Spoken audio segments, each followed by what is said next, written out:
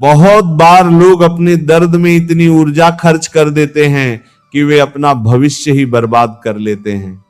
कि परिस्थितियां चाहे जैसी भी हों, अपने धर्म और अपने चरित्र को कभी मत छोड़ो। यदि आज आप अकेले हैं तो इसे अपनी कमजोरी मत समझिए, इसे भगवान का निमंत्रण समझिए।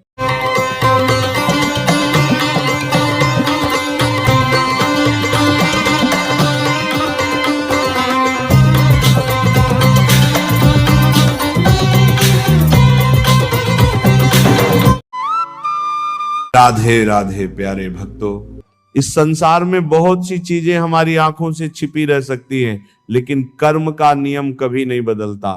इंसान दुनिया से झूठ बोल सकता है, लोगों को धोखा दे सकता है, अपने स्वार्थ के लिए दूसरों का उपयोग कर सकता है, लेकिन वह अपने कर्मों के परिणाम से कभी नहीं बच सकता। श्री कृष्ण ने भगवत गीता में स्पष्ट कहा है कि प्रत्येक कर्म का फल निश्चित है, चाहे वह अच्छा कर्म हो या बुरा कर्म, उसका परिणाम अवश्य मिलता है। फर्क केवल इतना है कि कई बार वह परिणाम तुरंत नहीं मिलता। यही कारण है कि बहुत से लोग भ्रमित हो जाते हैं। वे देखते हैं कि जिसने उनके साथ गलत किया वो तो सुखी दिखाई दे रहा है, जिसने धोखा दिया वो तो आगे बढ़ रहा है, जिसने विश्वास तोड़ा वो तो हंस रहा है। तब मन में प्रश्न उठता है कि भगवान का न्याय कहां है। लेकिन भक्तों, समय से पहले और भाग्य से अधिक किसी को कुछ नहीं मिलता। कर्म का नियम किसी अदालत की तरह नहीं है जहां फैसला अगले दिन आ जाए। ये तो प्रकृति का नियम है। जीवन में सबसे बड़ा दुख गरीबी नहीं होती, असफलता नहीं होती, बल्कि वह क्षण होता है जब अपने ही लोग आपके खिलाफ खड़े हो जाते हैं। जब वह व्यक्ति जिस पर आपने सबसे अधिक विश्वास किया हो वही आपको समझना छोड़ दे। जब जिन लोगों के लिए आपने अपना समय, अपना प्रेम और अपना समर्पण दिया हो वही आपकी भावनाओं की कीमत न समझे। बीज बोने और फल आने के बीच समय लगता है, उसी प्रकार कर्म करने और उसका परिणाम मिलने के बीच भी समय लगता है। इसलिए जिसने आपके साथ अन्याय किया है उसके पीछे अपना समय बर्बाद मत कीजिए, उसे गलत साबित करने की कोशिश मत कीजिए, उसे सजा दिलाने के लिए अपना जीवन मत लगाइए, क्योंकि यह काम आपका नहीं है। आपका काम केवल अपने कर्मों को शुद्ध रखना है। बहुत बार लोग अपने दर्द में इतनी ऊर्जा खर्च कर देते हैं कि वे अपना भविष्य ही बर्बाद कर लेते हैं। वे हर समय उसी व्यक्ति के बारे में सोचते रहते हैं जिसने उन्हें दुख दिया था। लेकिन याद रखिए, जिस व्यक्ति ने आपको धोखा दिया है उसे सबसे बड़ा नुकसान तब होगा जब वो आपके जीवन में अपनी जगह खो देगा और आप उसके बिना भी खुश रहना सीख जाएंगे। भक्तों, समय बहुत शक्तिशाली होता है। आज जो व्यक्ति आपको समझ नहीं रहा, समय उसे सच्चाई दिखा सकता है। आज जो आपकी कीमत नहीं समझ रहा, समय उसे आपकी अहमियत का एहसास करा सकता है। लेकिन यह तभी संभव होगा जब आप अपने जीवन में आगे बढ़ते रहेंगे।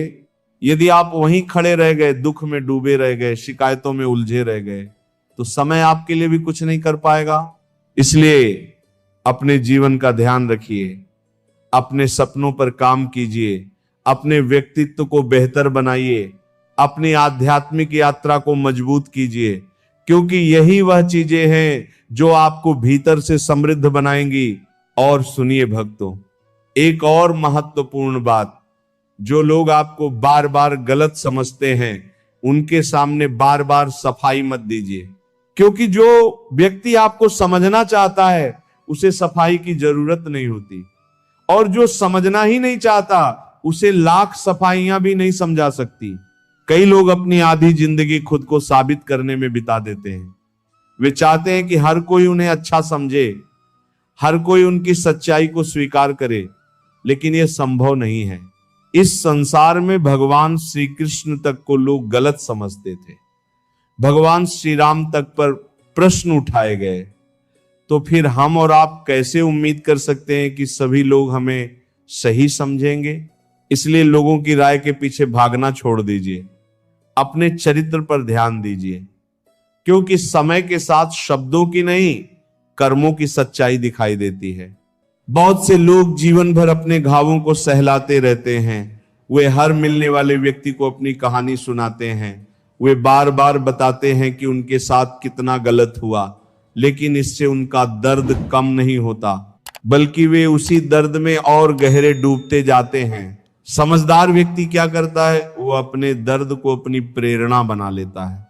वो सोचता है कि अब मैं इतना मजबूत बनूंगा कि भविष्य में कोई भी परिस्थिति मुझे कमजोर नहीं कर सकेगी। अब मैं इतना आत्मनिर्भर बनूंगा कि मेरी खुशी किसी व्यक्ति की मौजूदगी या अनुपस्थिति पर निर्भर नहीं रहेगी। भक्तों, जब आपके अपने लोग आपके खिलाफ हो जाएं, तब एक और गलती मत कीजिए, अपने चरित्र को उनके जैसा मत बनने दीजिए।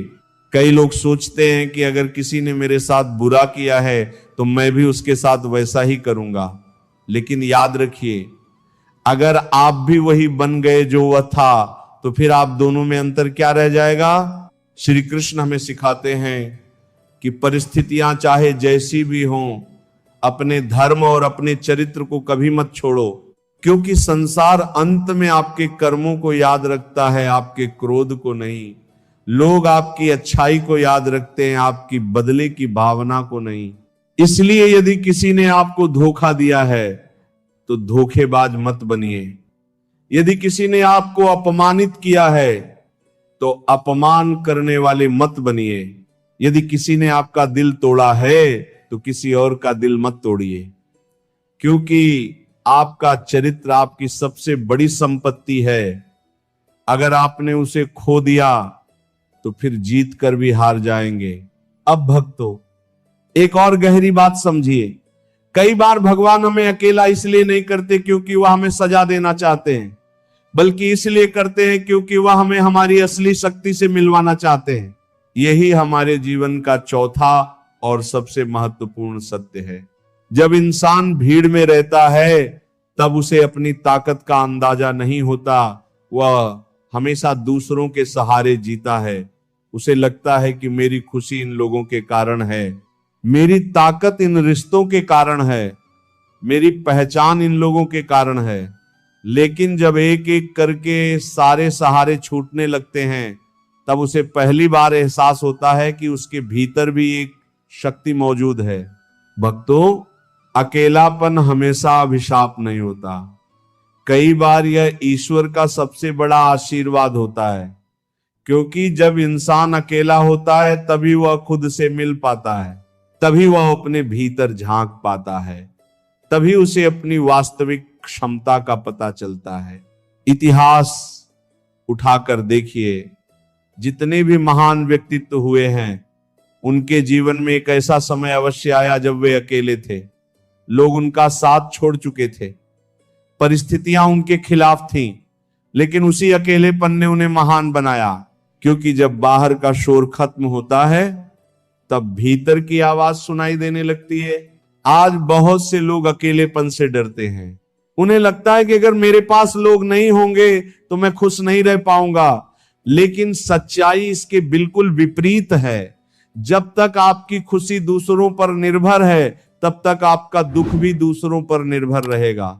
जिस दिन आपकी खुशी आपके भीतर से आने लगेगी, उस दिन कोई भी व्यक्ति उसे आपसे छीन नहीं पाएगा। भगवान कई बार हमारे जीवन से कुछ लोगों को इसलिए दूर कर देते हैं क्योंकि वे हमारी मंजिल तक साथ चलने के लिए बने ही नहीं होते। लेकिन हम भावनाओं में इतने बंधे होते हैं कि उनके जाने को अपनी हार समझ लेते हैं। कुछ वर्षों बाद जब हम पीछे मुड़कर देखते हैं, तब समझ में आता है कि उनका जाना ही हमारे लिए सबसे बड़ा वरदान था। कई बार जिन लोगों के लिए हम सबसे ज्यादा रोते हैं, समय बीतने के बाद वही लोग हमारी जिंदगी के सबसे कम महत्वपूर्ण पात्र साबित होते हैं। और जिन घटनाओं को हम अपने जीवन की सबसे बड़ी त्रासदी समझते हैं, वही घटनाएं आगे चलकर हमारी सबसे बड़ी ताकत बन जाती हैं। इसलिए यदि आज आप अकेले हैं तो इसे अपनी कमजोरी मत समझिए, इसे भगवान का निमंत्रण समझिए। वह आपको अपने भीतर उतरने के लिए बुला रहे हैं। वो आपको दिखाना चाहते हैं कि आपकी असली शक्ति किसी रिश्ते में नहीं, किसी व्यक्ति में नहीं, किसी बाहरी सहारे में नहीं, बल्कि आपके अपने आत्मबल में छिपी हुई है। भक्तों, एक बीज जब मिट्टी के अंदर दबाया जाता है तब देखने वालों को लगता है कि उसका अंत हो गया, लेकिन वास्तव में उसी क्षण उसकी नई यात्रा शुरू होती है। वो अंधेरे में, अकेलेपन में और दबाव के बीच अपनी जड़ें मजबूत करता है और फिर एक दिन वही बीज विशाल वृक्ष बनकर खड़ा हो जाता है। ठीक इसी प्रकार आपका वर्तमान अकेलापन भी आपके जीवन का अंत नहीं है, ये आपके विकास की तैयारी है। ये वह समय है जब भगवान आपकी जड़ों को मजबूत कर रहे हैं। ये वह समय है जब आपका चरित्र गढ़ा जा रहा है। ये वह समय है जब आपको उस मंजिल के लिए तैयार किया जा रहा है जिसके बारे में आज आप स्वयं भी नहीं जानते। इसलिए अकेलेपन से मत डरिए, उसे स्वीकार कीजिए, उसका उपयोग कीजिए, अपने भीतर उतरिए, भगवान के करीब जाइए, अपने सपनों पर काम कीजिए, अपने व्यक्तित्व को बेहतर बनाइए और विश्वास रखिए कि जिस रास्ते पर भगवान आपको लेकर जा रहे हैं वह आपके कल्याण के लिए ही है। क्योंकि अंत में वही व्यक्ति सबसे मजबूत बनता है जिसने अकेले चलना सीख लिया हो। वही व्यक्ति सबसे ऊंचा उठता है जिसने अपने दर्द को अपनी शक्ति बना लिया हो। और वही व्यक्ति सबसे ज्यादा शांत रहता है जिसने यह समझ लिया हो कि उसका सबसे बड़ा सहारा संसार नहीं बल्कि भगवान और उसका अपना आत्मविश्वास है। प्रिय भक्तों, अब तक हमने समझा कि जब अपने ही लोग हमारे खिलाफ हो जाते हैं तो बदले की आग में जलने के बजाय हमें अपने जीवन को बेहतर बनाने पर ध्यान देना चाहिए। हमने ये भी समझा कि अकेलापन हमेशा अभिशाप नहीं होता बल्कि कई बार भगवान का दिया हुआ एक अवसर होता है। लेकिन अब एक ऐसी बात समझिए जो बहुत कम लोग समझ पाते हैं, क्योंकि यहीं से जीवन की वास्तविक शांति शुरू होती है। भक्तों, जब कोई अपना हमें छोड़ देता है, जब कोई हमारे विश्वास को तोड़ देता है, जब कोई हमारी अच्छाइयों को भूलकर हमारे खिलाफ खड़ा हो जाता है, तब मन में एक प्रश्न उठता है कि आखिर उसके साथ क्या होगा। क्या उसे अपने कर्मों का फल मिलेगा? क्या उसे कभी अपनी गलती का एहसास होगा? क्या भगवान उसके साथ न्याय करेंगे? और यही हमारे जीवन का 5वां सत्य है, कर्म का नियम और समय का न्याय।